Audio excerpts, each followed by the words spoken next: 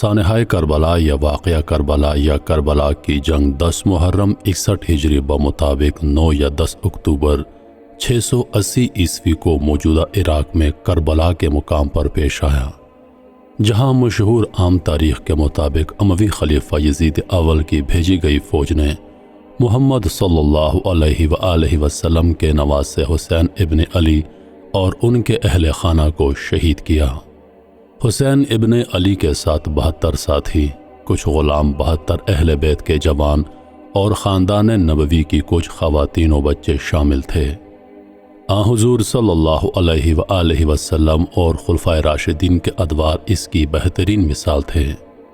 حضرت حسن بن علی سے امیر معاویہ نے معاہدہ کیا تھا کہ وہ کسی کو خلیفہ نامزد نہ کریں گے، مگر حضرت معاویہ نے یزید کو اپنا جانشین نامزد کر لیا۔ ابھی تک سرزمین حجاز میں ایسے کوار صحابہ اور اکابرین موجود ہیں جنہوں نے براہ راست نبی کریم صلی اللہ علیہ وآلہ وسلم کا دور دیکھا تھا۔ امام حسین رضی اللہ عنہ نے انہی اصولوں کی خاطر یزید کی بیعت قبول کرنے سے انکار کر دیا۔ یزید نے تخت نشین ہونے کے بعد حاکم مدینہ ولید بن عقبہ کی وساطت سے امام حسین رضی اللہ عنہ سے بیعت طلب کی۔ ولید نے سختی سے کام نہ لیا، لیکن مروان بن الحکم بزور بیعت لینے کے لیے مجبور کر رہا تھا۔ ان حالات میں حسین رضی اللہ عنہ نے سفر مکہ اختیار کیا اور وہاں سے اہل کوفہ کی دعوت پر کوفہ کے لیے روانہ ہوئے۔ جب امام حسین مکہ پہنچے تو اہل کوفہ نے انہیں سینکڑوں خطوط لکھ کر کوفہ آنے کی دعوت دی تاکہ وہ خلافت اسلامیہ کے قیام کی جدوجہد کا آغاز کر سکیں، لیکن غدار اہل کوفہ نے ان سے غداری کی اور اپنے وعدوں سے پھر کر امام حسین کا ساتھ نہ دیا۔ یزید کی بھیجی ہوئی افواج نے کربلا میں نواسۂ رسول کو، ان کے اہل خانہ اور اصحاب کو شہید کر دیا۔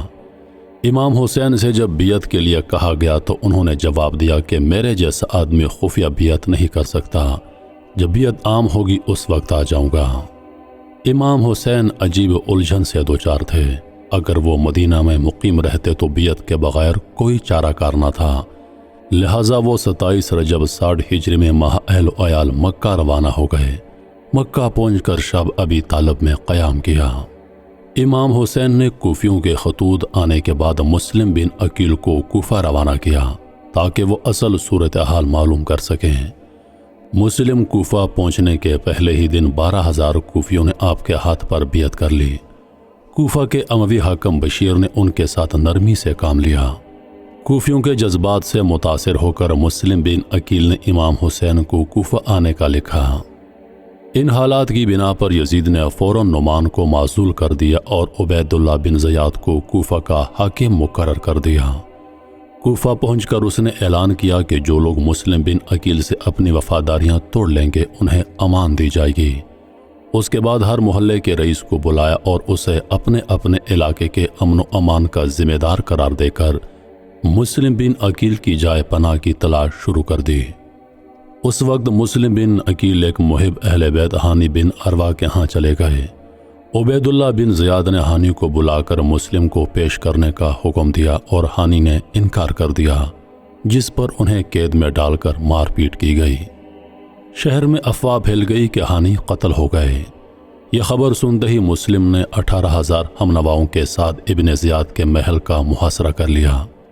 ابن زیاد کے پاس اس وقت صرف 50 آدمی موجود ہیں، چنانچہ اس نے حکمت سے کام لیا اور ان رؤسائے کوفہ کی ترغیب سے لوگوں کو منتشر کرنے میں کامیاب ہو گیا۔ آخرکار مسلم کے ساتھ صرف 30 آدمی رہ گئے۔ مجبوراً مسلم بن عقیل نے ایک بڑھیا کے گھر پناہ لی، لیکن اس بڑھیا کے بیٹے نے انعام کے لالچ میں آ کر خود جا کر ابن زیاد کو اطلاع کر دی۔ ابن زیاد نے یہ اطلاع پا کر مکان کا محاصرہ کر لیا۔ حضرت مسلم بن عقیل تنہا لڑنے پر مجبور ہوئے۔ جب زخموں سے چور ہو گئے تو محمد بن اشعث نے امان دے کر گرفتار کر لیا، لیکن آپ کو جب ابن زیاد کے سامنے پیش کیا گیا تو اس نے امان کے وعدے کو پس پشت ڈالتے ہوئے آپ کے قتل کا حکم دے دیا۔ مسلم بن عقیل نے محمد بن اشعث سے کہا کہ میرے قتل کی اطلاع امام حسین تک پہنچا دینا اور انہیں میرا یہ پیغام پہنچا دینا کہ اہل کوفہ پر ہرگز بھروسہ نہ کریں، اور جہاں تک پہنچ چکے ہیں وہیں سے واپس چلے جائیں۔ ابن اشعث نے اپنا وعدہ پورا کیا اور ایک قاصد حضرت امام حسین کی طرف روانہ کر دیا۔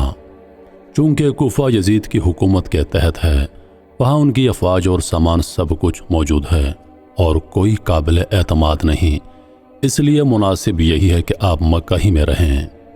عبداللہ ابن زبیر نے تجویز کیا کہ آپ مکہ میں رہ کر اپنی خلافت کی جدوجہد کریں، ہم سب آپ کی مدد کریں گے۔ لیکن جب امام حسین رضامند نہ ہوئے تو حضرت عبداللہ ابن عباس نے آپ کو کوفہ کے بجائے یمن جانے کی تجویز پیش کی اور کہا کہ اگر کوفہ کا سفر آپ کے نزدیک ضروری ہے تو پہلے کوفیوں کو لکھیے کہ وہ یزید کے حاکموں کو وہاں سے نکالیں، پھر آپ وہاں کا قصد کریں گے۔ لیکن امام حسین نے کہا کہ اے ابن عمر، میں جانتا ہوں کہ تم میرے خیر خواہ ہو، لیکن میں عزم کر چکا ہوں۔ اس پر عبداللہ ابن عباس نے کہا کہ اگر آپ نہیں مانتے تو کم از کم اپنے اہل و عیال کو ساتھ نہ لے جائیے، مجھے ڈر ہے کہ عثمان کی طرح آپ بھی بال بچوں کے سامنے ذبح کیے جائیں گے۔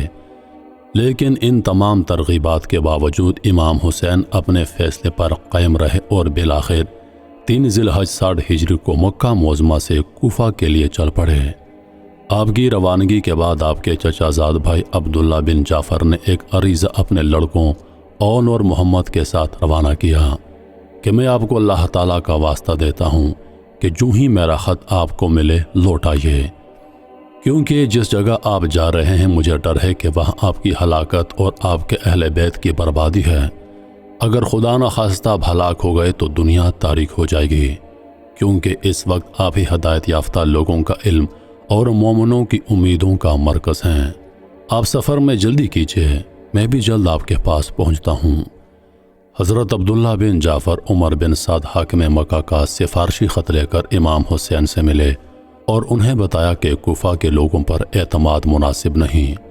عمر بن سعد اس بات کا وعدہ کرتا ہے کہ آپ مکہ لوٹ آئیں تو میں یزید کے ساتھ آپ کے معاملات طے کرا دوں گا اور آپ کو کوئی نقصان نہیں پہنچے گا۔ لیکن آپ نے اس مشورے کو ماننے سے انکار کر دیا اور اپنے ضمیر کی آواز کے مطابق سفر کوفہ جاری رکھنے کا فیصلہ کیا۔ مجبور ہو کر عبداللہ بن جعفر واپس ہو گئے، مگر اون اور محمد کو ساتھ رہنے دیا۔ راستے میں مشہور شاعر فرزوق آپ سے ملا اور امام حسین سے عرض کی کہ لوگوں کے دل آپ کے ساتھ ہیں اور تلوار بنو امیہ کے ساتھ۔ قضاء الہی آسمان سے اتری ہے اور اللہ تعالیٰ جو چاہتا ہے کرتا ہے، لیکن آپ نے اس کے باوجود سفر کو بدستور جاری رکھا۔